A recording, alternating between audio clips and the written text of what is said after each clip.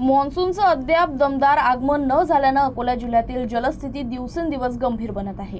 प्रखर उन्हाळा, वाढतं तापमान आणि बाष्पीभवनामुळे धरणातील पाणीसाठा झपाट्यानं घटत असून अनेक भागात पाणी टंचाईच्या झळा अधिक तीव्र होऊ लागल्या आहेत।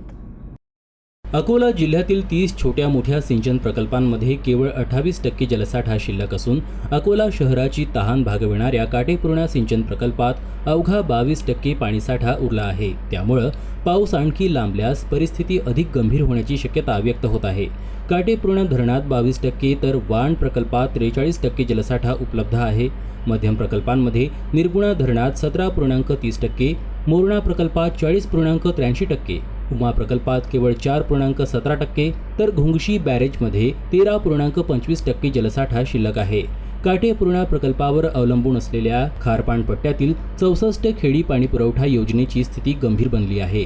अनेक गावांमध्ये महिनाभर पाणी पुरवठा होत नसल्यानं नागरिकांना तीव्र पाणी टंचाईचा सामना करावा लागतोय। तर वान प्रकल्पावरील 84 खेडी योजनेतील बारूला परिसरातील गावांना 15 ते 20 दिवसांच्या अंतराने पाणी पुरवठा केला जात आहे। शहराला दररोज 82 दशलक्ष लिटर तर महिन्याला सुमारे 3 दशलक्ष घनमीटर पाण्याची आवश्यकता भासते। वाढत्या बाष्पीभवनामुळे जलसाठा कमी होण्याची शक्यता असल्यानं उर्वरित जलसाठा केवळ पिण्यासाठी राखीव ठेवण्यात आल्याची घोषणा करण्यात आली आहे।